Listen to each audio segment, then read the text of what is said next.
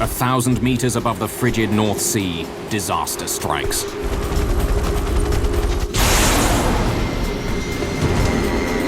A helicopter is crippled in the middle of a sudden storm. The pilots struggle for control as it sinks helplessly towards the sea. They're far from land, off the radar screens. No one knows exactly where they are.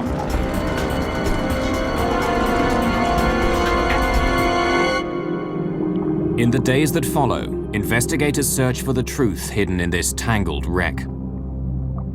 The cause of the crash shocks those involved and reveals a hidden danger that reaches far beyond the North Sea. 3,000? Here. We're not getting any oxygen. We have the terrain alarm. US Tower, Aero Peru 603. We are in an emergency.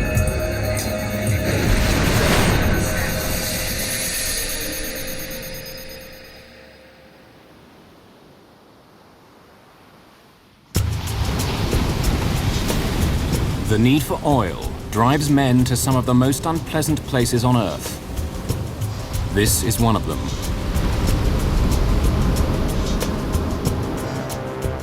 The North Sea divides Britain from mainland Europe. It's a shallow sea, and the cruel winds that race across it can whip up enormous waves. The sea is cold, grey, and violent. But there's oil out here. And so dozens of drilling platforms and thousands of men must face whatever the weather throws at them. The only efficient way to get the men out there is by helicopter.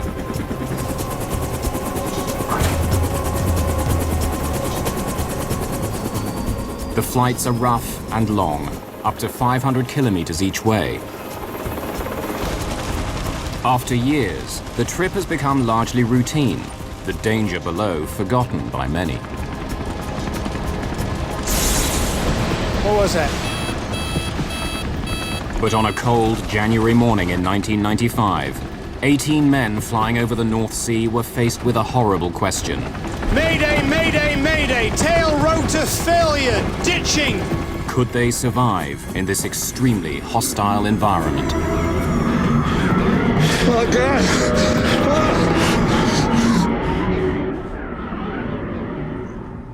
January the 19th, 1995.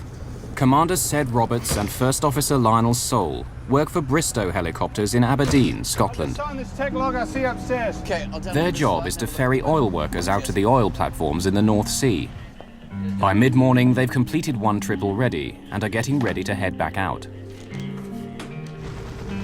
Their helicopter is Super Puma 56 Charlie. While it's being checked out and refueled, Flight Officer Sole checks the flight logs, and Commander Roberts goes through the weather reports, which are updated every 2 hours.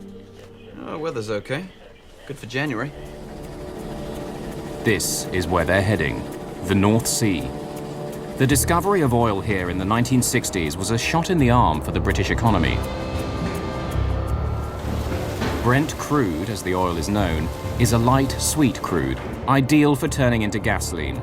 And its price is a benchmark on the international oil market. It helped turn Aberdeen, the Scottish port city closest to the oil rigs, into a boom town, the European oil capital. All the leading oil companies have offices here. The city is focused on getting the black gold ashore. Because the rigs are so far offshore and the weather so unpredictable, helicopters are the only way to reliably ferry workers back and forth. Hundreds of thousands of people make the trip every year. The Super Pumas are one of the workhorses of the North Sea oil industry. Used around the world by industry and military, they're durable, tough, and made to withstand the elements. There are more of these helicopters flying offshore here than anywhere else in the world.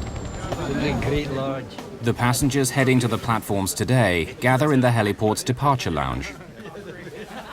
They all work for the Texas company Marathon Oil.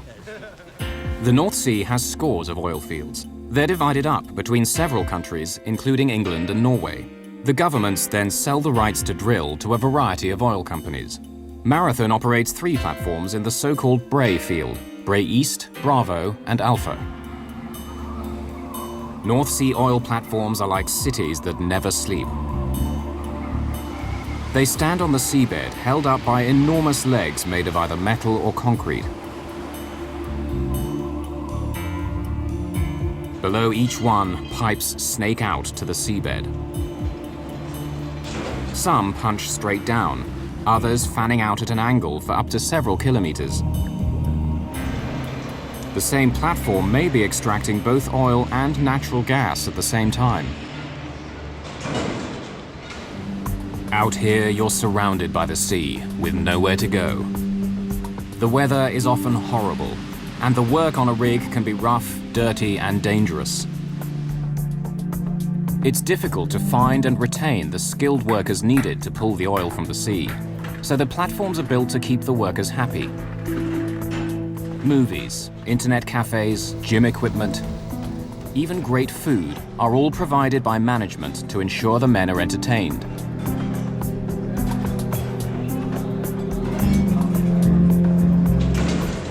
During 12-hour shifts, workers handle heavy equipment and deal with great heights or great depths. But there are strict rules too. To protect the safety of everyone on board, there's no drinking, and smoking is severely restricted. Mayday! Explosion fire on the Piper platform. All personnel abandoned. One of Britain's worst disasters happened in the North Sea oil fields. In 1988, on Occidental Petroleum's Piper Alpha platform, the gas exploded and set fire to oil.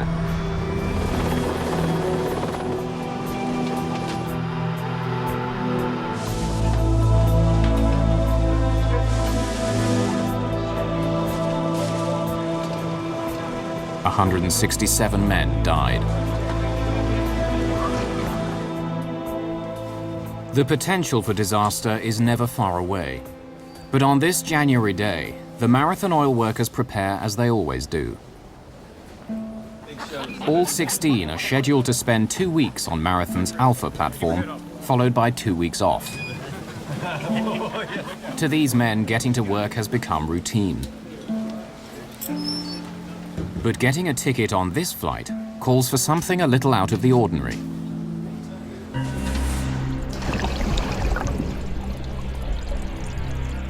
None of them is permitted to board a helicopter without first going through this: helicopter underwater escape training. Their lives may depend on knowing how to get out of a submerged helicopter or oil rig, and knowing what to do once they find themselves in the chilly North Sea. Several accidents over more than 20 years have driven home the point. Training may help a worker survive.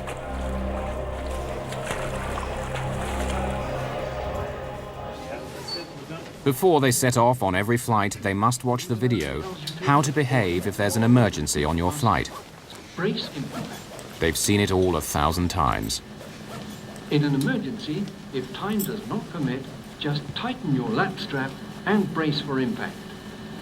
To exit through the windows, pull the red tab to completely remove the rubber seal. The passengers fasten their survival suits.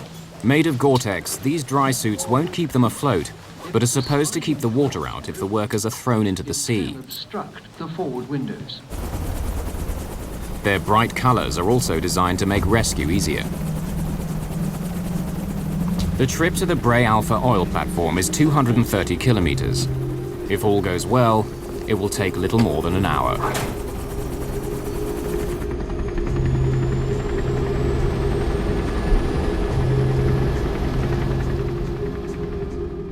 Then, 120 miles out, they'll reach an area called the Gate. That's where all the helicopters split up and go their separate ways to the individual oil platforms. Bray Alpha is about 40 kilometers from the Gate. For part of the journey, the radar operators at air traffic control in Aberdeen won't be able to see them. The reason why we lose low-level radar coverage out over the North Sea is, in essence, because the Earth is round. As a helicopter's flying outbound to an oil rig, it's actually following the curvature of the Earth. But radar pulses travel in straight lines, which means that as they travel further and further away, a gap opens up between the surface of the Earth and the radar waves.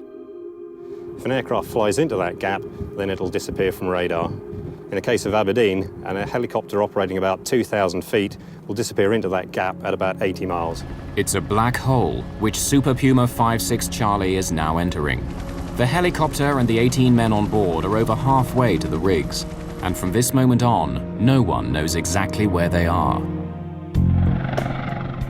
56 Charlie is a Super Puma helicopter serving the North Sea oil platforms off the coast of Britain. It's halfway through a long flight carrying 16 passengers to the Bray Alpha oil rig. The crew is getting concerned about what they see on their weather radar. The forecast called for scattered clouds, but the weather is changing fast. What do you think about this cloud? It's quite thin. Yeah, but look, we're getting some cumulus too. It's quite small, about 100 yards across. Yeah, but it's developing a bit.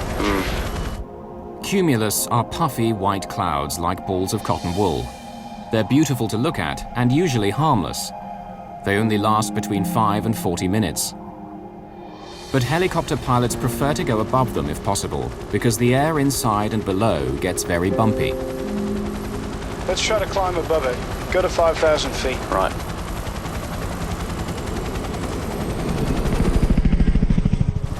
Oh, look, there's a line of them.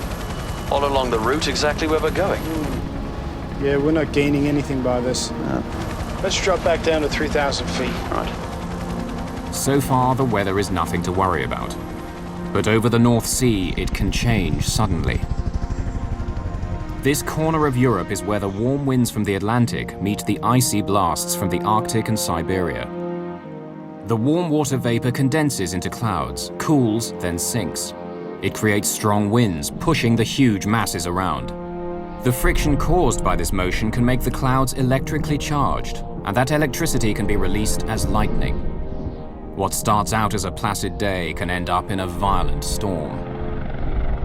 It's now 1 hour after takeoff, and 56 Charlie is approaching the gate, the point where helicopters begin their descent to the individual oil platforms.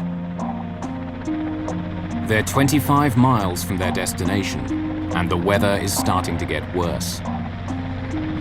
Bray traffic, 56 Charlie, 120 miles on the 056 HMR. They make contact with Bray Traffic Watch, located on one of the oil platforms. It handles all the comings and goings of helicopters.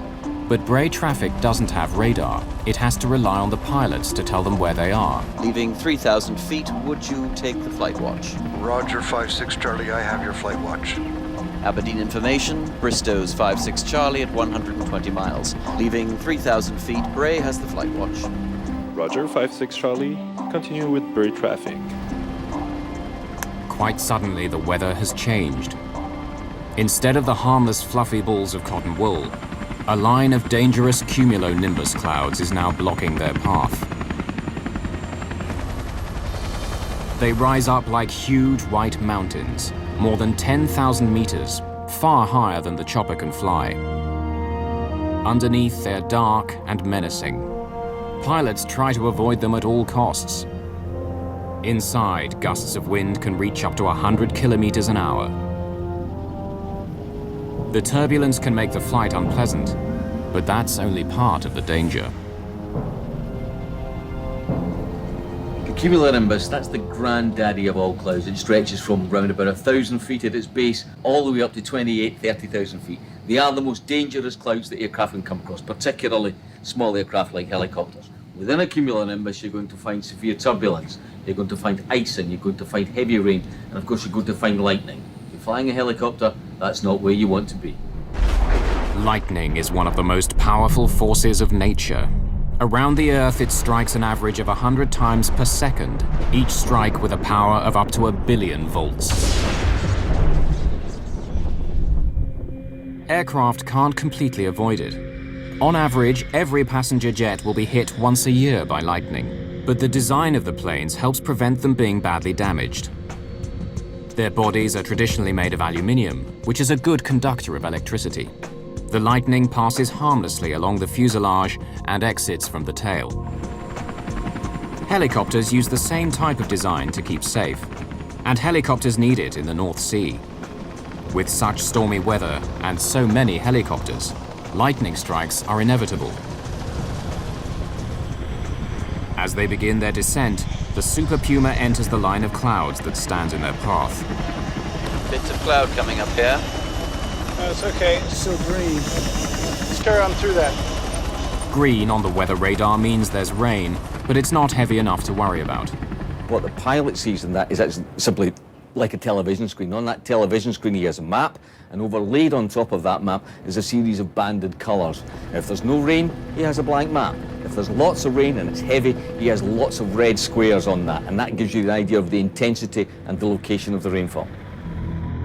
On board 5-6 Charlie, the weather gets more intense. They begin to get pelted by hail.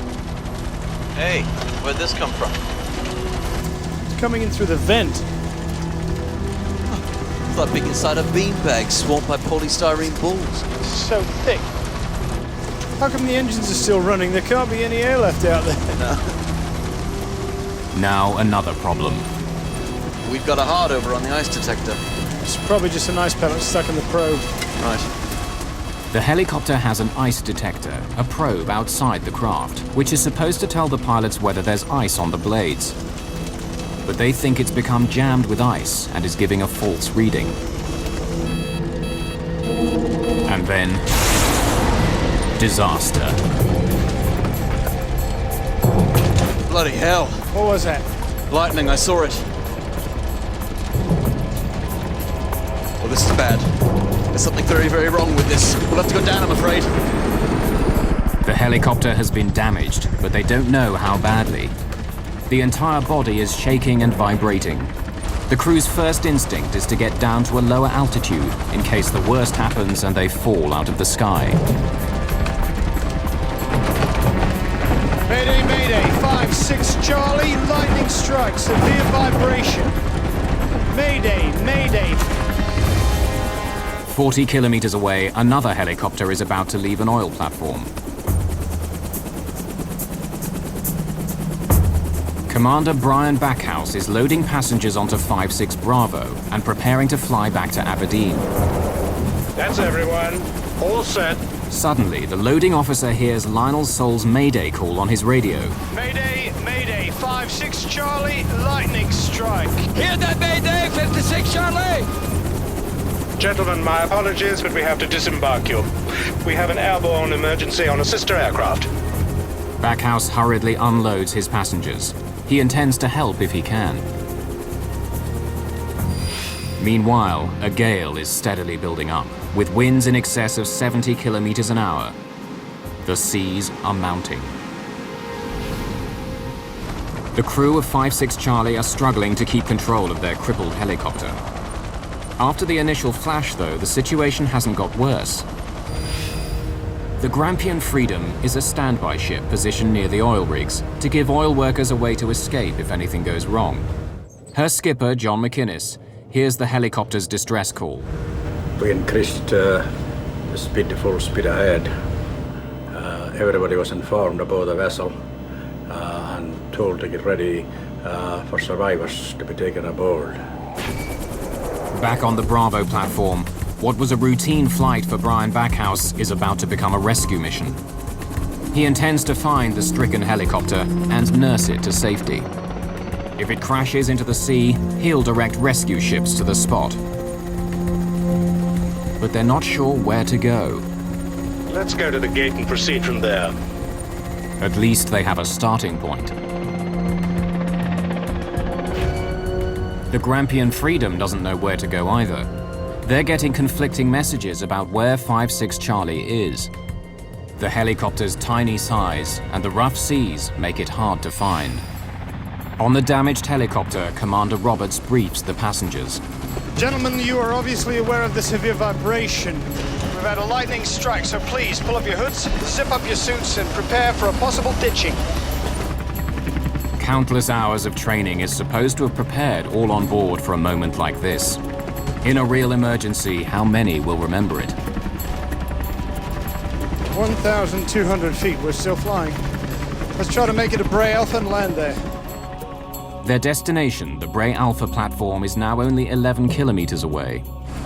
3 minutes have passed since the explosion, and things don't seem to be getting any worse. I'll just try a few small inputs, make sure everything's working. Yes, we've got control in pitch, we've got control in roll, and we've got control in yaw. Tail rotor! The helicopter is beginning to spin round, a sure sign that something's happened to the tail rotor. The only thing the pilots can do to stop the spinning is to switch off the main rotor blade.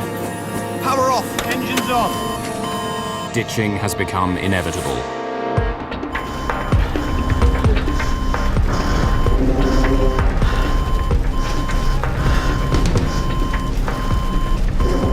.56 Charlie is falling fast, more than 600 meters a minute, with the main rotor acting like a kind of parachute, the blades being turned only by the air that rushes through them.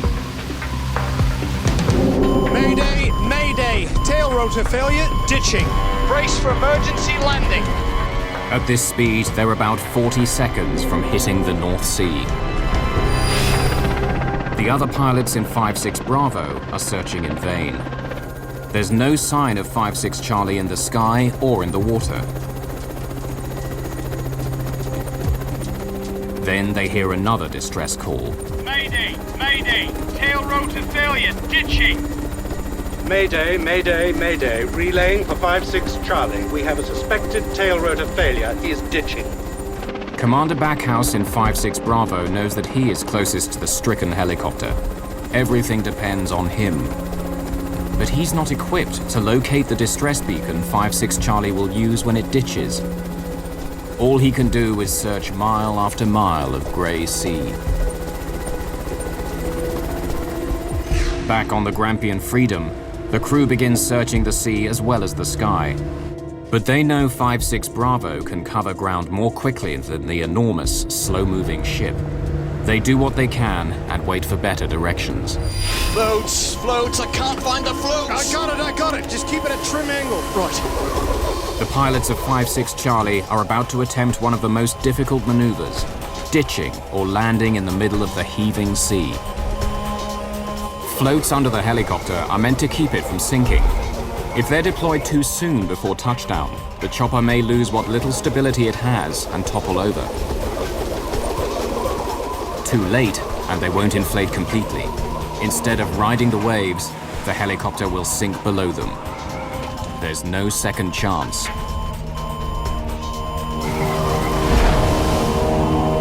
They time it perfectly. We're down. Seems quite stable. They've landed safely, but no one knows if they will stay afloat. Helicopters are top-heavy, and they fear it could keel over and sink at any moment. Let's get out of here! Through the door! They need to get the life rafts out, inflate them, and board them quickly. They fear that if the helicopter rolls over, it will trap them all inside. Lift that end! On the rope! You go back and help with the evacuation. I'm going to shut things down here. Right. I'm going to try one last mayday call. But the evacuation doesn't go smoothly. When they throw out one of the life rafts, the strong wind blows it back against the helicopter. They can't get into it. Can't get this one down. Can we go on the other side? It's better we all stay together anyway. Off you go! Go on! Go on! Go! Go! Mayday, mayday! 56 Charlie, we are on the water, floating, manning the dinghies. He doesn't mention their position. Make room! Get set! Make room! The raft is dangerously overloaded. There are 18 on board, and it's only meant for 14. Water is already up to their ankles and rising. Once in the raft, they have no way of communicating where they are. For the first time, the pilots are able to see what caused the disaster. The rear rotor blade assembly and gearbox have broken off and are hanging down the side of the helicopter, held on by just a couple of pipes.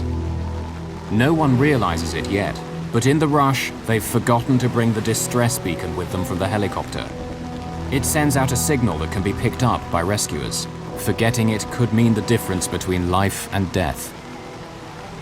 2 ropes attach the life raft to the helicopter.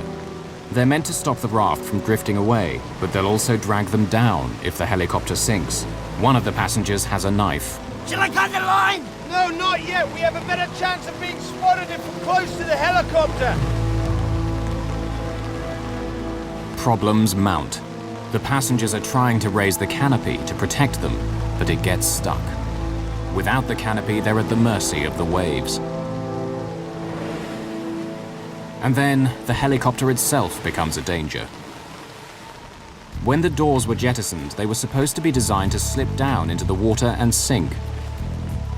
Instead, one of them, which has a jagged edge, is floating on the surface and is heading straight for the raft.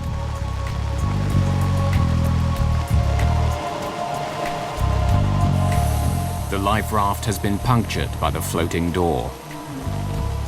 Come on, Bill! Bill, with everything you got, we're gonna sink!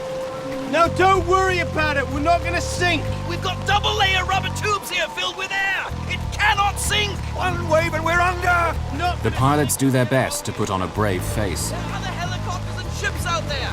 They know we're down! They heard our Mayday!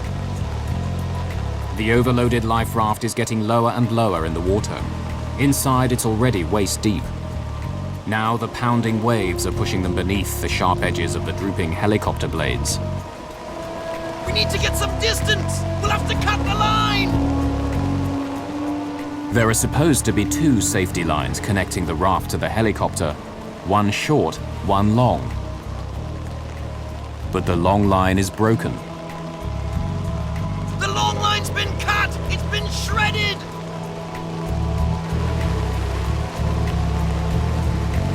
You'll have to cut the short one. The short line is the only thing attaching them to the helicopter. If they cut that, they'll quickly drift away, a tiny raft full of men at the mercy of the sea. But if they don't cut it, the jagged edges of the helicopter could tear their life raft to shreds and sink them all. 18 people have scrambled aboard a life raft after their helicopter crashed into the North Sea. The raft is overloaded. It's been punctured by the jagged metal edges of the helicopter door and is getting lower and lower in the water. They have to get away from the helicopter. Flight Officer Lionel Soule takes the fateful decision and cuts the rope. They begin to drift away into the storm. The conditions are deadly. Most of their survival suits are leaking freezing water. For a person in the water, hypothermia can begin when the temperatures of air and water added together is below 50 degrees centigrade. In the North Sea in winter, the temperature is far below that. Normal muscle and brain functions are quickly affected. The core body temperature will sink, followed by unconsciousness and death. Their chances of rescue are slim. No one knows where they are, just a tiny dot on a vast, turbulent sea.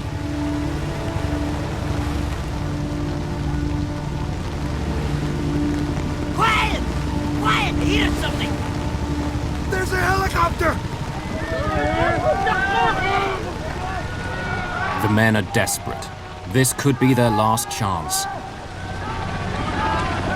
Quickly! Pass me those flares! The flares! In the pocket behind you! Spot a flare, you flying bastard! Here it is! We're over here! But it's all in vain. The helicopter passes by. The men can't believe it. Their only hope is gone. On 5-6 Bravo, Brian Backhouse can see only grey seas. But suddenly his co-pilot spots something. Contact. Right. 2 o'clock. Okay, Roger. Let's investigate.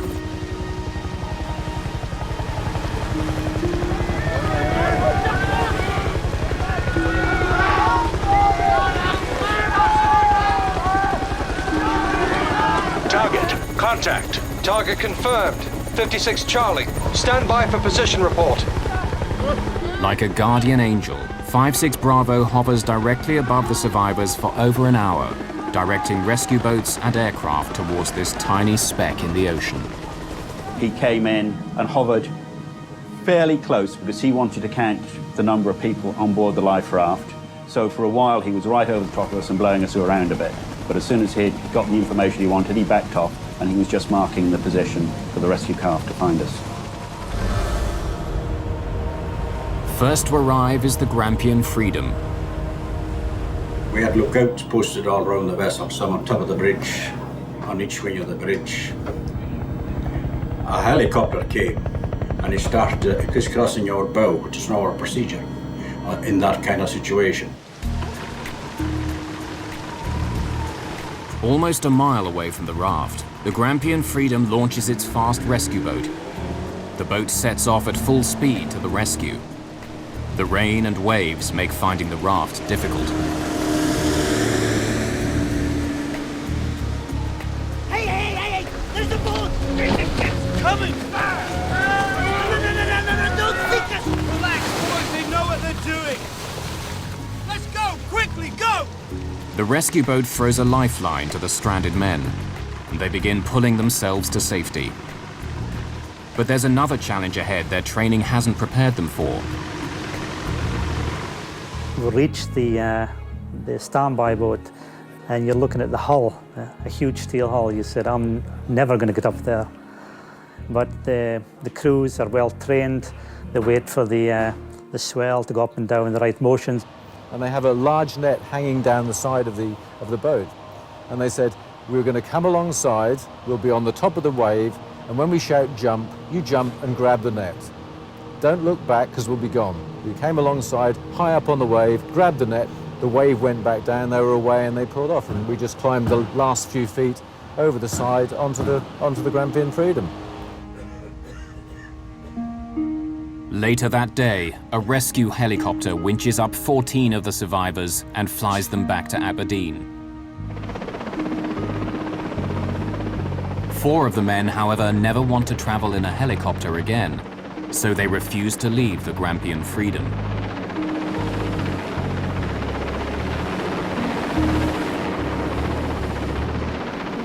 They're in for ever more misery. They're buffeted by a force 10 gale the whole of their long journey back to Aberdeen.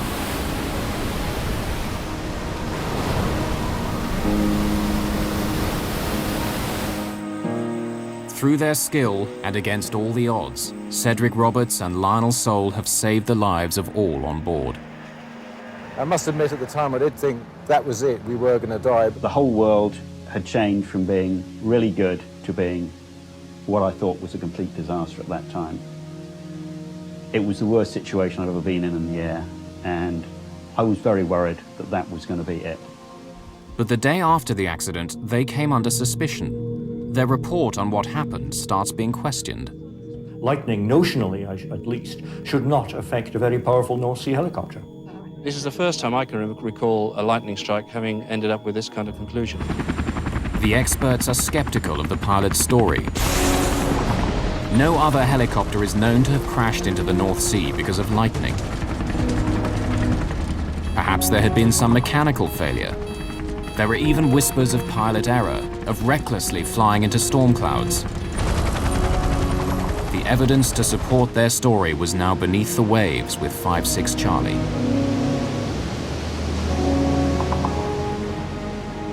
The Air Accident Investigation Branch, Britain's air crash detectives, begins searching for the truth.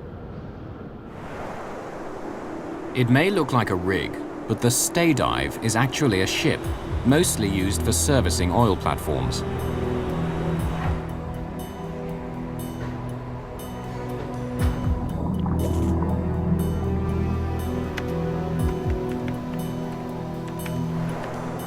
It has 9 powerful engines which keep it stable in almost any weather. And it carries miniature submarines for underwater exploration. A day after the accident, it's brought in to find and raise the missing helicopter from the bottom of the North Sea. The investigation gets off to a good start. Within a day, the television cameras on board the Stay Dive's 2 submersibles locate what's left of 5-6 Charlie on the seabed. But raising it is a different matter.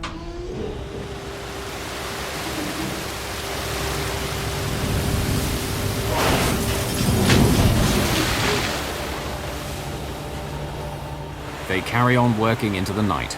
Soon, several pieces of 5-6 Charlie have been recovered, but still not the vital clue, the missing tail rotor. Ed Trimble was the AAIB's lead investigator. But the big problem was to recover the tail rotor assembly. Without that, the investigation was literally going nowhere. We knew that the tail rotor assembly had been dangling over the side of the pylon as the helicopter had ditched, and it had therefore detached at some point between the ditching and where we had caught up with the main wreckage. Keeping the stay dive going would cost another £20,000 a day. Ed Trimble rang his boss. He was fairly skeptical of our chances. He asked what I thought our chances were of finding the tail rotor, and I, being an eternal optimist, I said 80%. To which he replied, I think you'd be very lucky if you've got a 10% chance of recovering the tail rotor assembly in the North Sea. Ed Trimble stays up all night, relentlessly monitoring the underwater cameras. I didn't want to be in a situation where we would have missed any evidence of further wreckage, and in particular, any parts of the tail rotor assembly. Go get yourself a coffee, Eddie. And by the time 8 o'clock was looming, I decided to go down to the galley to get a coffee. And I couldn't have been away any more than maximum 7 to 10 minutes when I suddenly heard these tremendously excited shouts from our team. Yes, Eureka, we found it! As I walked in, or ran in, there, smack in the middle of the screen, was the whole of the tail rotor assembly. And even at the first glance, I could see that one of the tail rotor blades showed clear evidence of a lightning strike. The crew was right. The submarine's cameras reveal telltale burn marks on the tail rotor blade. A close look at the wreckage on the deck reveals that 2 of the main rotor blades were also struck by lightning. But it's this tail rotor that suffered the most damage. Since lightning is not known to have forced a helicopter to crash into the North Sea before, the question is, why now? Ed Trimble called in lightning expert John Hardwick to discover just what had hit 5-6 Charlie. What we wanted to do with this set of tests was to take a set of tail rotor blades from the Super Puma helicopter and subject them to varying energy levels of simulated lightning strikes. The lightning objectives at Culham basically were to try and reproduce the degree of lightning damage in order to identify what kind of level of energy was associated with this particular strike. This home video of the tests was taken by Ed Trimble. Representatives of the company that makes the Super Puma were there too. Hardwick ran the blade through several lightning strikes until he was able to reproduce the damage found on the rotor blade.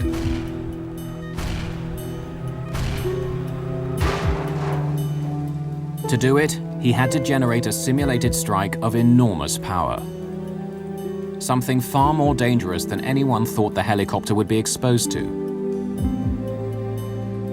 Something that wasn't supposed to happen over the North Sea. There have been a few incidents over the years, minor strikes, a little bit of damage to the helicopter, but we never expected anything as severe as happened on that day. For one brief instant, it was more than all the electrical power being consumed in the entire United States. Some 30 billion watts.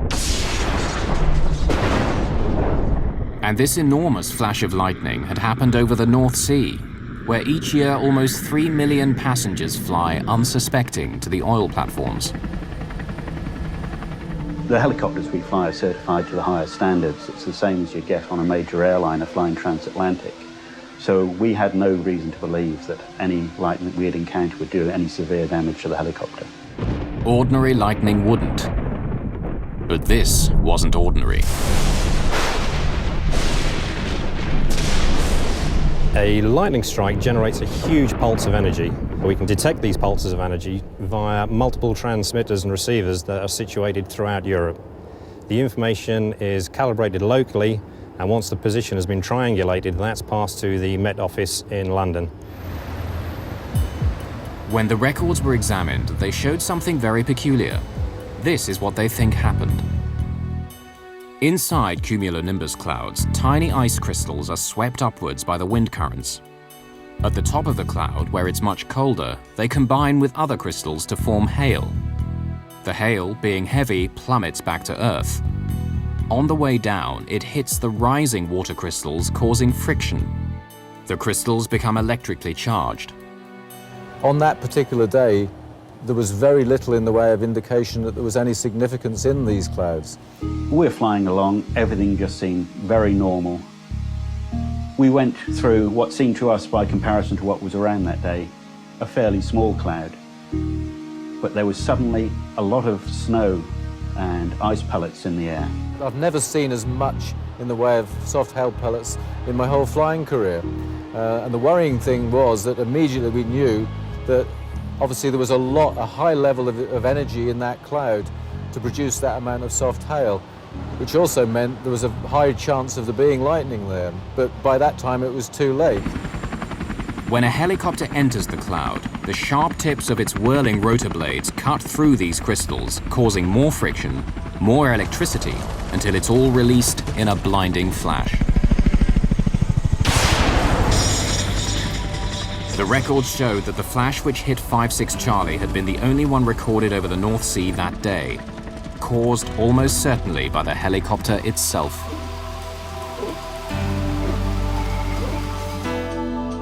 However, for some reason, nearly all the damage had been confined to the tail rotor. What was it about the tail rotor that had made it especially vulnerable? Then Ed Trimble made a remarkable discovery. When the Civil Aviation authorities certified the Super Puma as safe, they had missed something important, something which may have caused 5-6 Charlie to fall from the sky. Safety investigators examined the wreckage of a helicopter which crash-landed in the North Sea. As they study the ruined aircraft more closely, they uncover the cause of the accident. When the British Civil Aviation Authority laid down the lightning safety standards, they were looking at fiberglass blades, then the normal material for helicopter rotors. But in the 1980s, plane makers began using the new composite materials, like carbon fiber, which were lighter and stronger. In particular, they began making the rotor blades out of carbon fiber instead of fiberglass. It was assumed that the same standards would apply equally to the new blades. In the industry, that's known as read-across, and it's very dangerous. In fact, it was the very design of these composite blades which brought down 5-6 Charlie. Although made of carbon fiber, composite blades have a metal anti-erosion strip glued on to protect the edge. That's where the trouble starts. Carbon is a conductor of electricity, but it's 1,000 times worse than aluminium, so you get 1,000 times as much heat produced. The carbon blade gets very, very hot. And when the current meets the metal strip running along the edge, there is furious arcing and sparking, until finally part of the erosion strip explodes. As little as 100 grams of the erosion strip flew off, but it was enough. Without its weight, the rear rotor was unbalanced. That's what caused the vibration felt on board 5-6 Charlie immediately after the lightning strike. 3 minutes later, when Lionel Soule tested out the controls, the unbalanced blades put the tail rotor under enormous stress. The bolts holding it on snapped. We've lost the tail rotor! Tail rotor's gone! It was like a blowout in a car, only much, much worse. Things at that point were really very, very worrying. We both knew what had happened. We'd lost the tail rotor. And if you don't do exactly the right thing at that point, your life expectancy is very short. It's seconds. We had to do the right thing.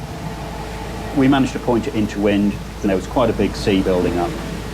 And at 100 feet, I pulled back on the stick to flare the helicopter, slow down its rate of descent, and we were very fortunate at that point. A nice friendly wave came along, and as I leveled the helicopter, a wave came up. We sat on the top of it, and we went down, and it was one of the best landings I've ever done, but that was luck more than judgment. As bad as it was, it could have been worse, The two hydraulic pipes connecting the assembly to the helicopter did not break. These two small diameter pipes had held the mass of the gearbox and tail rotor assembly dangling over the right side of the pylon. Without the weight of the rotor assembly, the helicopter would have tipped forward. Had that tail rotor gearbox and tail rotor assembly completely separated from the helicopter, then all 18 lives would have been lost because the helicopter would have pitched down irrecoverably and gone into the North Sea. The investigators found the answer to the mystery of a helicopter crash, but they stumbled across a bigger problem, one that affects every air traveler. Investigators believe that 5-6 Charlie's violent end was caused by a savage lightning strike greater than anything it was built to withstand. And when the lightning hit, it exposed a problem in the carbon fiber blades that made them vulnerable. The tremendous heat created where the carbon fiber met the metal erosion strip could occur again. And the same type of violent reaction could hypothetically take place in any aircraft that has carbon fiber mixed with other materials. Increasingly, aluminium is being replaced with carbon fiber. The world's largest plane, the A380 Airbus, for instance, has over 20%. What will happen if these planes encounter a monster lightning strike? This was the investigators' biggest concern arising out of this Super Puma accident. The findings were unexpected and treated with some skepticism. Though the tests indicated that an unexpectedly large lightning strike hit 5-6 Charlie, Britain's Civil Aviation Authority refused to accept it. No action was taken to increase the safety standards that these helicopters must meet. I thought that the reaction was poor. There seemed to be a real reluctance on their behalf to accept the evidence. If Britain's air crash detectives are right, there is a real concern facing air travelers. Flashes of lightning far greater than aircraft are supposed to encounter are possible. And aircraft made of newer composite materials are at increased risk. For the Super Puma, though, the lessons have been learned. The design of the rotor blades has been vastly strengthened. The erosion strips are now secured with heavy bolts, and pilots have been instructed to give storm clouds a wider berth. The men who must fly these machines to work are prepared to accept the risks. Well, I think the morning we ditched, we were very, very fortunate because the outcome could have gone horribly wrong. But we survived, we got home. My feelings of that morning was this could never happen to me. Now, when I fly in a chopper, especially in the winter time, if it's going to be buffed about with wind, I sometimes get in the back of your mind, this can't happen to me again. But we've all a choice either to stop or we carry on, and I'm still there 25 years later, still learning a living. The crash of 5-6 Charlie was a hair-raising incident that could so easily have ended in tragedy. In the winter of 1995, the skill of Commander Ced Roberts and Flight Officer Lionel Soule saved the lives of their 16 passengers. Roberts and Soule receive an award for their work. The Guild of Air Pilots and Air Navigators recognized their skill and bravery in the emergency landing. Although we received a number of awards after the incident from various organisations, one thing I received, which is far more precious to me than any of them, was from the daughters of one of my passengers. It was this little card. It says, "Dear Captain Roberts, I can't tell you how much I need to thank you after you saved my dad's life. It took a lot of effort to try to keep calm while you were falling. If you hadn't have got that helicopter in control, my dad maybe wouldn't be here today. Thank you very, very, very much."